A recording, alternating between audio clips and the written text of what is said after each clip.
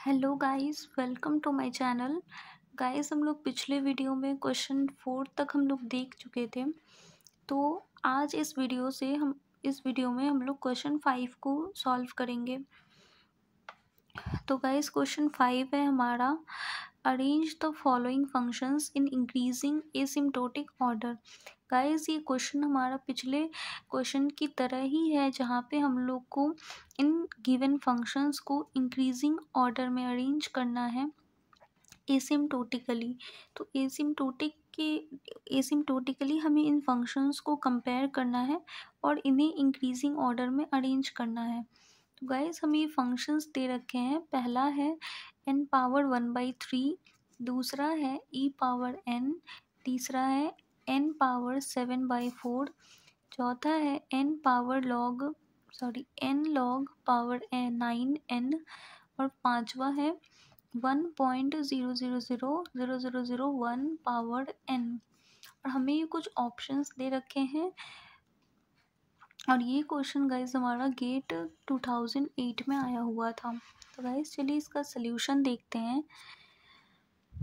तो हमें जो पहला फंक्शन दे रखा है गाइस, हम सबसे पहले इन सारे फंक्शंस को क्लासीफाई करेंगे 1 बाई 1 कि ये वेदर कांस्टेंट है, पॉलिनोमियल है, या लॉगरिथमिक है, या एक्सपोनेंशियल है। हम लोग इस बेसिस पे सारे ही फंक्शंस जो हमें गिवन हैं उन्हें हम पहले क्लासीफाई करेंगे। तो गाइस, ये जो पहला फंक्शन है वो है n पावर 1/3, जो कि ये जो फंक्शन है ये हमारा एक तरीके से देखें तो ये n पावर x के फॉर्म में है। और गाइस, मैंने आपको पहले ही बताया था, अगर कोई फंक्शन n पावर x के फॉर्म में होता है, n पावर x के फॉर्म में होता है, तो वो हमारा पॉलिनोमियल फंक्शन होता है। ओके, सो दूसरा हम देखते हैं। दूसरा हमें फंक्शन दे रखा है e पावर n। हम सब जानते हैं गाइस कि e का वैल्यू 2.71 होता है अप्रॉक्स। तो अगर हम लोग e के वैल्यू को यहाँ पुट कर दें तो ये आ जाएगा 2.71 पावर n। ये जो फंक्शन है ये एक तरीके से हम अगर देखें तो ये x पावर n के फॉर्म में है। और गाइस, मैंने आपको पहले भी बताया था पिछले वीडियोस में कि अगर कोई फंक्शन x पावर n के फॉर्म में होता है तो वो हमारा एक्सपोनेंशियल फंक्शन होता है, और अगर कोई फंक्शन n पावर x के फॉर्म में होता है तो वो पॉलिनोमियल होता है। हैंस हमारा जो दूसरा फंक्शन है e पावर n, ये x पावर n के फॉर्म में है, तो ये हमारा एक्सपोनेंशियल फंक्शन हो जाएगा। और ये n पावर x के फॉर्म में है तो पॉलिनोमियल। और सिमिलरली गाइस, ऑप्शन मतलब फंक्शन a की तरह जो फंक्शन c है वो भी हमारा n पावर 7/4, एक तरीके से ये n पावर x के फॉर्म में है, तो ये भी हमारा पॉलिनोमियल फंक्शन हो जाता है।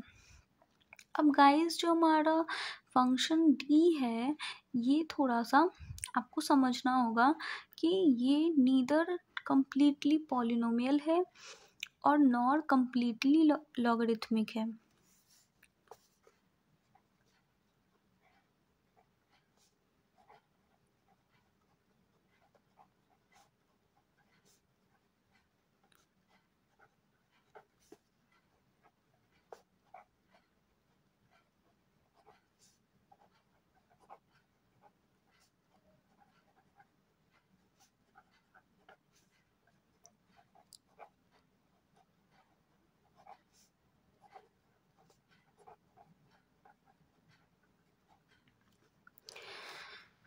गाइज, मैंने यहाँ पे लिख दिया है कि ये जो फंक्शन है ये नीदर कम्प्लीटली पॉलिनोमियल है नॉर कम्प्लीटली लॉगरिथमिक है। क्यों? क्योंकि ये लॉग भी है, ये वाला जो पार्ट है ये log n है, मतलब ये log का पार्ट है, और ये वाला जो पार्ट है ये n है। n तो एक पॉलिनोमियल पार्ट होता है, तो ये एक पॉलिनोमियल है। तो हैंस ये combination of logarithmic and polynomial function है। क्यों? क्योंकि n जो पार्ट है ये वाला पार्ट ये हमारा पॉलिनोमियल का पार्ट है, और ये log n जो है ये हमारा लॉगरिथमिक का पार्ट है। तो हैंस ये फंक्शन दोनों का मिक्स है। चलिए नेक्स्ट देखते हैं। नेक्स्ट हमारा फंक्शन है फंक्शन e, जो कि है 1.00000001 पावर n। तो तो गाइस ये फंक्शन हमारा एक तरीके से x पावर n के फॉर्म में इसे हम देख सकते हैं। तो अगर हमारा कोई भी फंक्शन x पावर n के फॉर्म में होता है तो वो हमारा एक्सपोनेंशियल फंक्शन होता है। हैंस जो हमारा फंक्शन e है x पावर n के फॉर्म में है तो ये हमारा एक्सपोनेंशियल फंक्शन हो जाएगा। अब गाइस हम लोग पहला इन दोनों फंक्शंस को कंपेयर करते हैं आपस में। तो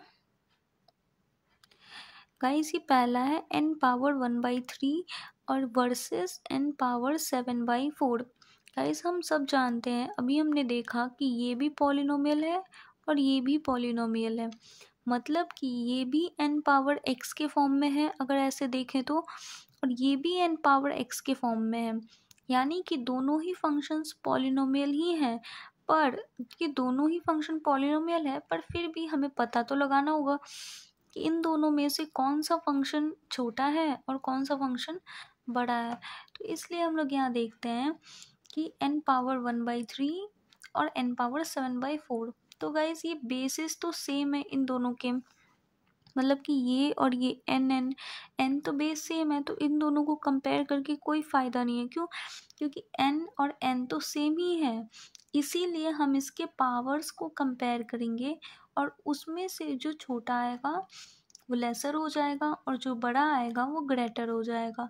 हैंस अगर हम लोग 1/3 का डेसिमल वैल्यू निकालते हैं गाइस कैलकुलेटर में डाल करके इन दोनों 1/3 का, तो ये 0.33 आता है एग्जैक्ट वैल्यू।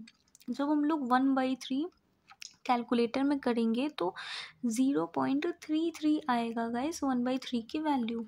और 7/4, अगर हम लोग 7/4 को कैलकुलेटर में गाइस हम लोग अगर डिवाइड करेंगे तो वो हमारा आ जाएगा 1.75, ये आ जाएगा इसका एग्जैक्ट वैल्यू। हैंस अगर हम लोग इन दोनों को देखें तो हमारा n पावर 0.33 लेसर होगा n पावर 1.75 से। क्यों? क्योंकि ये जो 0.33 है ये लेसर है 1.75 से, इसलिए ये n पावर 0.33 लेसर हो जाएगा n पावर 1.75 से। हैंस n पावर 1/3 जो है वो लेस देन होगा n पावर 7/4 से। ओके, अब हमें गाइस चलिए अब मैं फाइनल आपको ऑर्डर ये वाला कैसे निकालेंगे वो मैं आपको बताऊंगी।